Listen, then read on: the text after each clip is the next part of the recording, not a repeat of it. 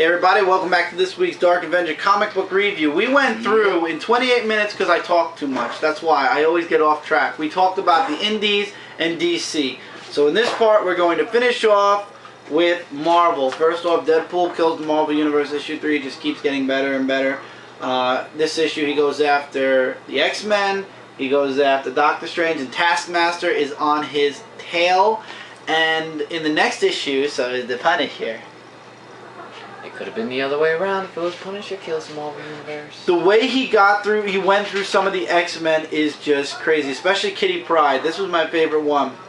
He locked Kitty Pryde in like a mouse trap, a roach motel, or a rat. How do you call it? Was it a roach motel? So, like a cube mirror land thing, like a little roach motel. It's a mirror maze. It's like a cube mirror maze, and it's impossible for her to find a way out.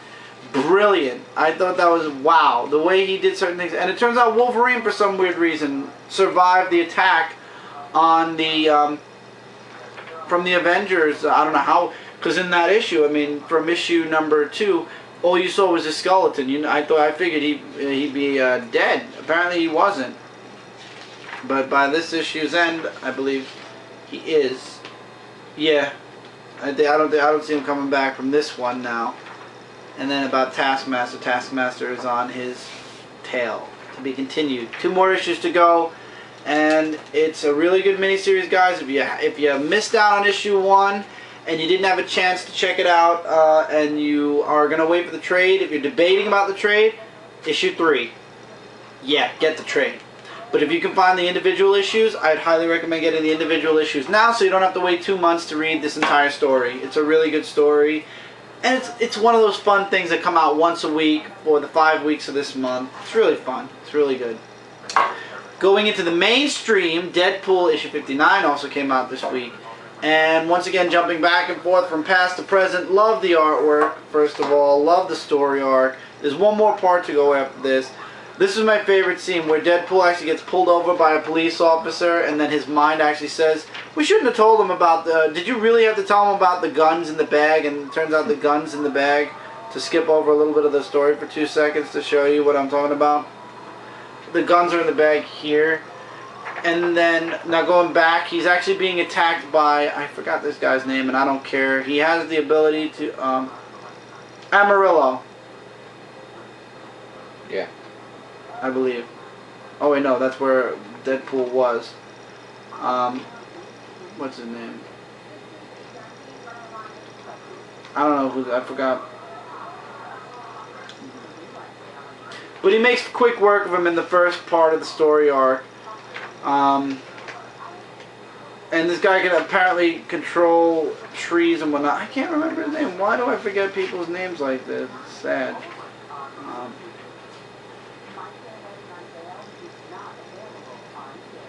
Black Tom Cassidy. Thank you.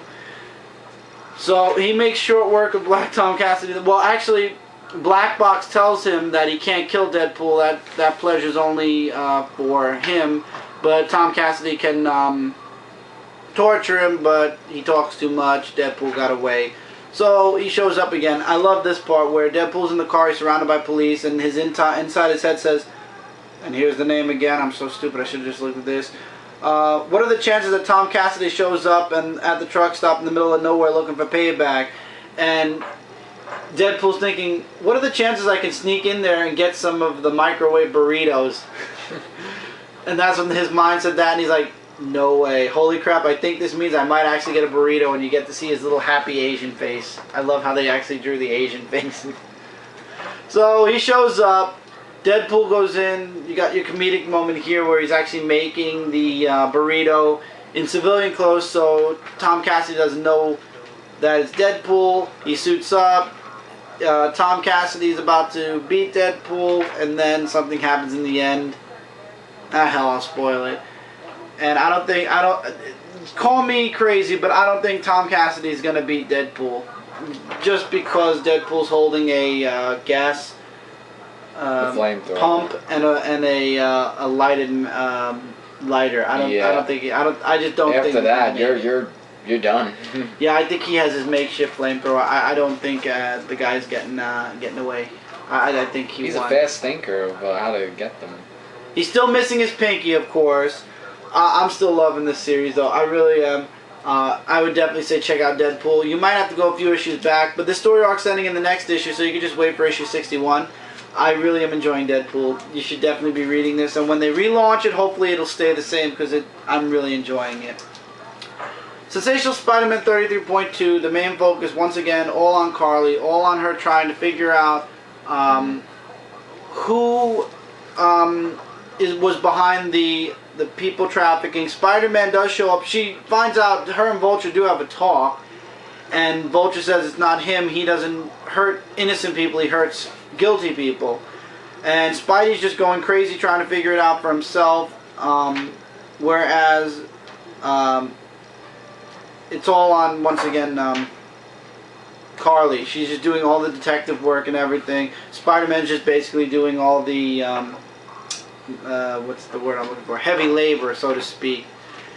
And in the end, basically, Spider-Man finds out all, somehow foils the man's plans, and turns out Vulture shows up at the end saying, we have to celebrate. So it's mainly focused on Carly. The artwork's pretty good. It's just too bad it's really not too much.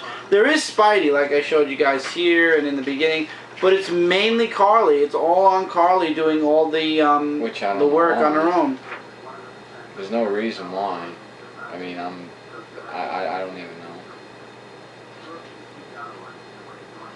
So in the end, I like the cover. Spidey did get the information, though. Spidey got the information out of a gang member that was going to scare Carly into getting off the case. But in the end, though, it's the Vulture that got the last laugh. It was okay. Is this missable? Yeah. The 33.1. Especially if it just talks about mainly Carly. Yeah, that's a definite miss. Yeah, and apparently this takes place before Carly found out that Peter Parker is Spider-Man, because Pete talks about Spider-Man as if he's somebody else. So, yeah, this is definitely before. I probably missed out on that in the first issue, but it's all mainly on Carly. A book that's being canceled soon. Story arc, I was iffy on the first part. I gave it a good review, though. I'll give it a little bit better in this one. Avengers Academy 35. At first, I was not really enjoying this because it's all about this guy who invents a potion that cures heroes of their superpowers. Ones that are curses superpowers instead of gifts. But he wants to use that on all the superheroes, so everybody's normal. So, the Avengers Academy kids decide one of them gets the cure, so to speak, and he decides he wants to help his friends. The guy turns on him, and he's about to kill him, and then she goes to, please tell me they have the roster here, she goes to Metal and Hazmat. And the girl who goes to them is, I forgot her name. Her name is the one I'm here for. Vel. And she says, we have to take the cure to save our friends. Hazmat doesn't want to do it, but Metal actually is willing to risk it. He says, I got to feel you. I got to be with you normally for one day. We have to do this. So he takes it first. It doesn't work at first, but Hazmat takes it next, and it works on Hazmat, and she's looking for a little bit of revenge here. Because now she's not normal, now she's not cured anymore, but now I feel bad for, well, I forgot this guy's name, I don't even care. Briggs. Yeah, Jeremy Briggs. Jeremy Briggs, there you go. He was right in the bottom. Yeah. Can't believe that they're canceling it. Well, it's kind of understandable, especially with everything that's going to go on during Marvel now. I kind of understand why they want to cancel Avengers Academy, because there's going to be a lot of teaming up with X-Men and Avengers. They're not going to have time for an Avengers Academy. Yeah. So, final exams are going pretty well for issue 2 of 4. Since the series is ending soon, I'll probably stick with it, even though I'm really not enjoying the final exams as much as I was hoping. but at the same time, it's still enjoyable. The artwork's really good, so we'll see what happens. Let's see how the story arc ends. We all know how I feel about time travel. What had happened? Oh no. Captain Marvel. No. Issue 2. Everybody was wondering, why is she in that classic poster form? It turns out a woman set a record in a plane. So Carol sets out to prove that record true. But the plane ices over and fails out. Next thing you know, she wakes up in a location unknown with people that don't speak English. And she's in the middle of this war. She believes she's back in time. I believe she's not even back in time. I think she's in a new dimension completely, in my opinion. But they don't say that. And then she gets saved by these people, the women. I believe they were past... See, this is what my prediction is. These were past pilots of the plane that disappeared, and Carol is just the next victim, so to speak. But she believes she's back in time somewhere. And she wants answers. They're like, let's wait a bit. We have to get out of here before the Prowler comes. And the Prowler shows up. And Carol attacks the Prowler. And she's like, let's rewrite some history. To be continued. I don't know what they get out of time. I don't think she went back in time. I think she's in a different dimension. They're making it look like she went back in time. Yeah, but wouldn't that be the same thing, kind of? A different dimension? Absolutely not. How is a different dimension different from a Because different time? if it's going back in time in a different... No, it's just a different dimension. The artwork, in my opinion, I'm enjoying the artwork. A lot of people are 50-50 or not liking it. I think the artwork's pretty okay. I wouldn't mind Ed McGuinness actually drawing a comic book. But Ed McGuinness only does covers lately, I hear. But I wouldn't mind seeing Ed McGuinness step into a comic book, a full-fledged... several-page comic book again. It would be nice. Now, what were you saying? No, I'm just saying it's just like, you know... Well, whether it's time travel or different dimension travel, I'm going to let this story arc... Sorry, there was a fly there. I don't think I got it at all. I didn't even see it. I didn't see it either. Oh, well. Oh, well. I'm going to let the story arc play out before I determine whether I'm going to keep this book or not. But Marvel Now is coming, so Captain Marvel, better... Let's just say it needs to pick up a bit, or else this will probably be the #1, or the issue I bought that started with #1 in the summer that I'll probably end up dropping. This will be one of the 3, because there's Hawkeye, Gambit, and Captain Marvel. Right. This issue is my, out of the 3, the one that's on the bottom rung right now. So let's see if it makes it. I have faith that it might come back, but the time travel, different dimension thing's not helping. But... as I said before, I see it now. I got it. You want to go get a paper towel? Thank you. Might as well. Yes. Just call me Fly Swatter Man in this episode of this episode of the review. This issue, this story arc, really just isn't doing it for me for this series. Mayan Rule Part 4 of Hulk, issue number 56. I can understand now why the Red She-Hulk is taking over, because these story arcs are just not up to par. The issue starts off with the Hulk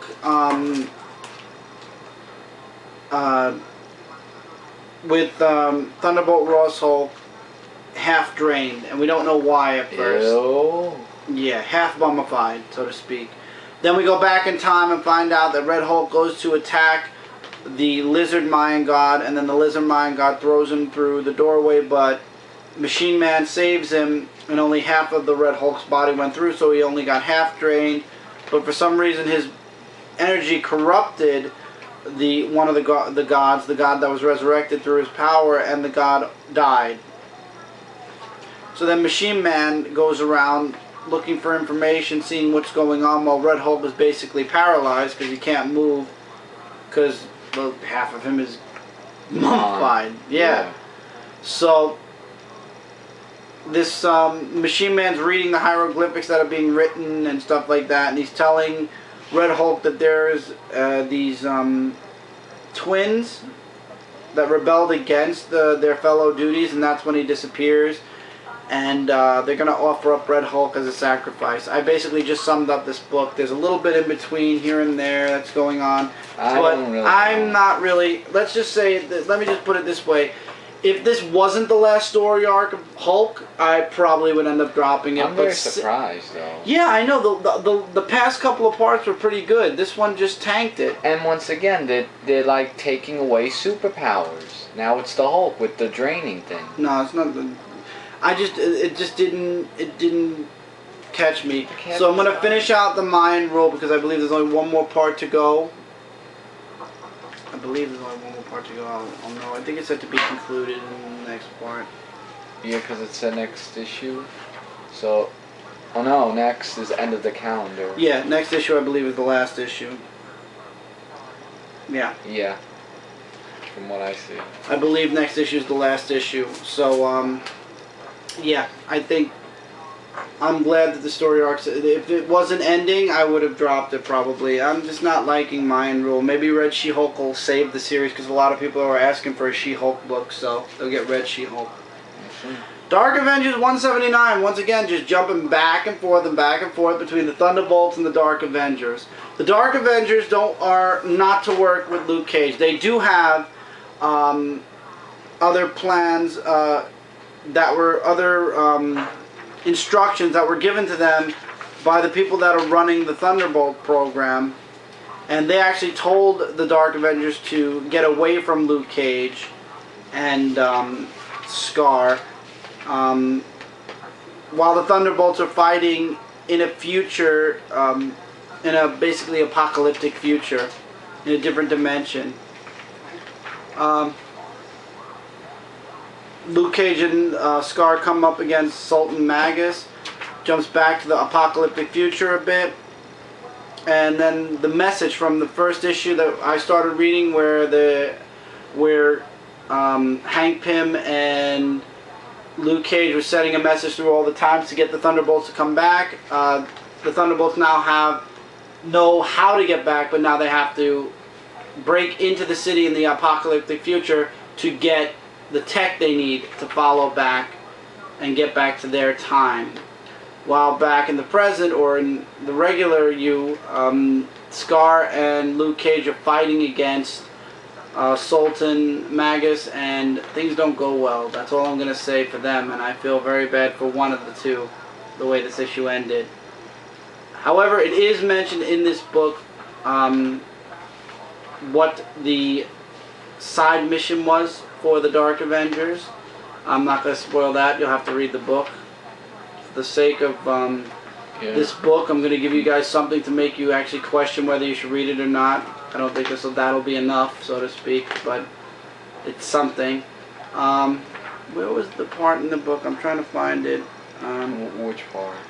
It's the first page, though. The FAC headquarters, where they're talking about how Luke Cage believes he's leading the Dark Avengers, but he really isn't. But somebody's actually listening in on the whole thing, and we'll probably find out more about her later on in the issue. So I'm really liking. I'm liking certain parts of the story, but then it's just hopping back and forth. I'm actually gonna like it better when it's the Thunderbolts get back to the regular time and they go up against the Dark Avengers. That's gonna be interesting to read. Here you go. Okay. And I get to break now. Yes. Break for me. XFactor Breaking Points Day 2, issue number 242. Last issue we saw Guido leave the group, and now we have another member who is going to be leaving the group for a reason. Ooh, but I'm we'll shocked. Get to that. Michael actually told me before the review. I'm actually shocked. Yes, but we go into a story where we learn about this guy. His name is Armando, and he's hunting against... rabbits? No. It's actually a boy wolf, and then in the middle, Tri-P meets with, what's her name? Panora, and Tri-P tells her that she has a brother, and she's like saying, like, what? Like, you know. Say what? Yeah. So she saves the little boy from Armando, and Richter, or Rictor, however you say it, meets up with him. There is a scene where Ralphine, who turns into a werewolf, they have a little bit of a fight scene, and Richter gets his powers back when he fights Armando.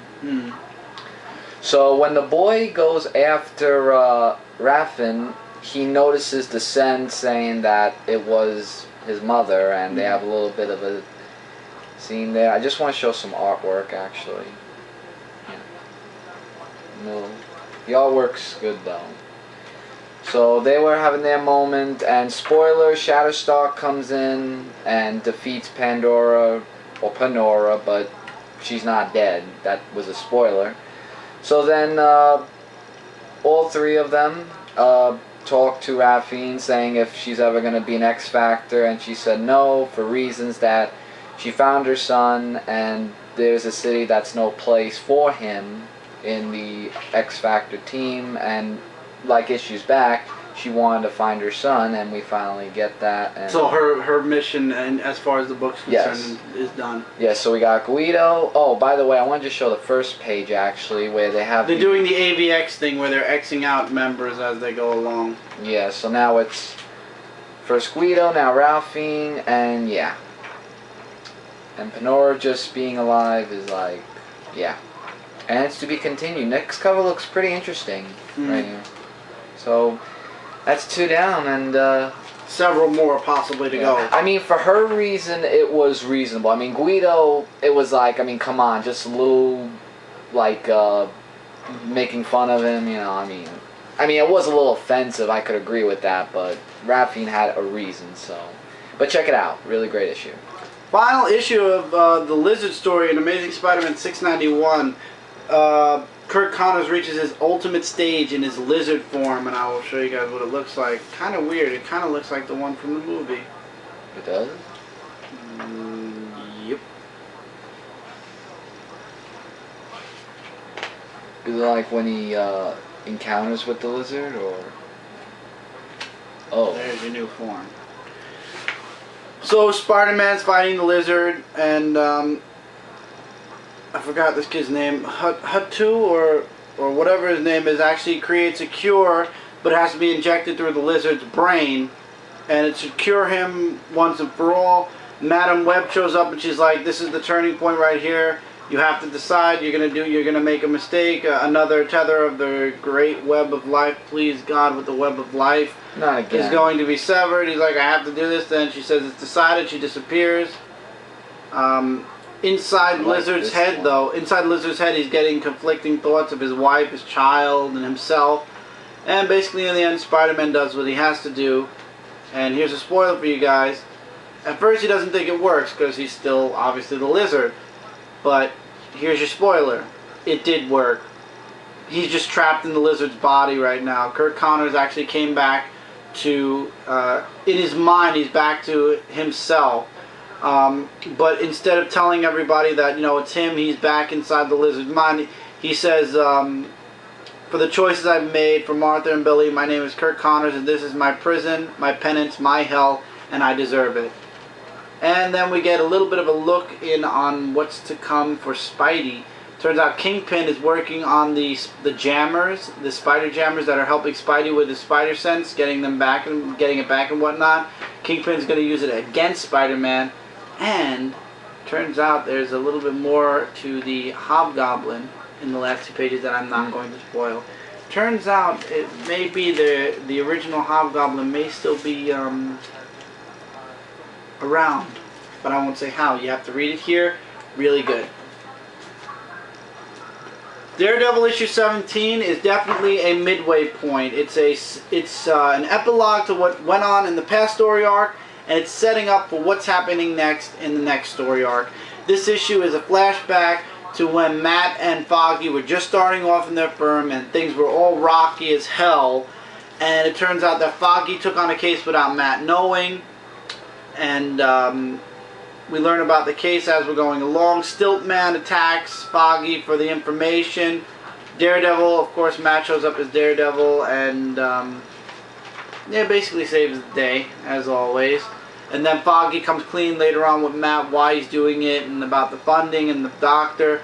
And there's a program that Matt can actually, he'll have the ability to see for a half hour through this machine. And the thing he actually sees is his father's last fight. And basically tells Foggy, you're not taking the case alone, we're taking the case, and that's how basically they built up their friendship, their business together, and things just went up from there for their business. But Daredevil thinks that somebody's doing this to turn his friend Foggy at least against him, and he wants to know who. He's like, because I'm not letting anyone threaten what I finally have after all these years of being beaten down. So basically, Daredevil's determined to find out why somebody would frame him and put his father's... Oh, from the last issue, it turned out, here's your spoiler from the last issue and for this issue, his father's remains were in his drawer, in a box, in his office. They were there? Yeah, but he didn't put them there, and he doesn't know who did it. So I guess the next story arc is finding out who did it and why they did it. And because they were there, Foggy said, we can't work together anymore until you get help.